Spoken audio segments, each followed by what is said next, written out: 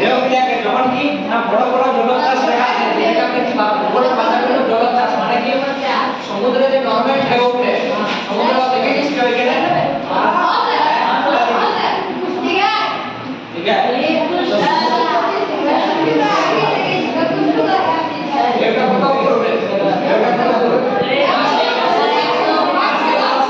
তাইলে তার বেশি উঠে না। এই সমুদ্রে ঢেউটা যখন কি হয় না 40-50 ফুট 20-25 ফুট মানে পুরা বিপাল্লার মতো উঁচুতে উঠে যখন ঢেউটা মানে কি প্রবল পরিমাণে যখন বিরাট বড় আকার ধারণ করে তখন সেটাকে আমরা কি বলবো? সুনামি। মানে এক কথায় ছোট ঢেউটা যখন মানে বিরাট বড় করে যখন উঠছে তখন সেটাকে আমরা এক কথায় কি বলবো? সুনামি। সুনামি এর ফলে সৃষ্টি হয় না সমুদ্রে যখন ভূমিকম্প হয় যার ফলে সুনামির সৃষ্টি হয়। এটা সুনামি কিসের ফলে সৃষ্টি হয়? সমুদ্রে যখন ভূমিকম্প হয় সুনামির সৃষ্টি হয়। তাহলে এটা কিন্তু ভূমিকম্পের একটা বড় ফলাফল। ভূমিকম্পের ফলে কিন্তু সুনামির সৃষ্টি হয়, গাছপালার ক্ষতি হয়, অনুৎপাত হয়। আর ভূমিকম্পের ফলে যেমন খারাপ কিছু হয় সেরকম ভালো কিছু হয়ে থাকে, সেরকম ভালো কিছু হয়ে থাকে। কি কি ভালো হয়? দেখ সমুদ্রের এই ভূমিকম্পের ভালো কি হয়? ভূমিকম্পের ভালো কি হয়?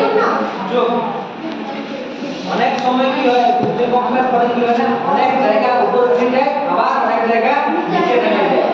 এটা সমুদ্রের পরে দেখা যায়, ভূমিকম্পের পরে দেখা যায় সমুদ্রের অনেক জায়গা আছে যে জায়গায় কি হয় উপরে উঠে যায়, কি হয় যার ফলে নতুন এলাকার সৃষ্টি হয় বা নতুন দ্বীপের সৃষ্টি হয়। এটা এখানে ভালো কিছু বলে নতুন দ্বীপের সৃষ্টি হয়। আবার এই ভূমিকম্পের কারণে ভূগর্ভে অনেক মূল্যবান জিনিসপত্র থাকে, মাটির নিচে অনেক মূল্যবান জিনিসপত্র থাকে, সমুদ্রের গর্ভে অনেক মূল্যবান জিনিসপত্র থাকে, যেটা কি হয় এই ভূমিকম্পের কারণে কি হয় অনেক সময় উপরে উঠে আসে। এই আসছে টাকা নেই হ্যাঁ ভূমিকম্পের তাহলে ভূমিকম্প কি, ভূমিকম্পের কারণ, ভূমিকম্পের ফলাফল বুঝতে পেরেছি। ভূমিকম্প মাপা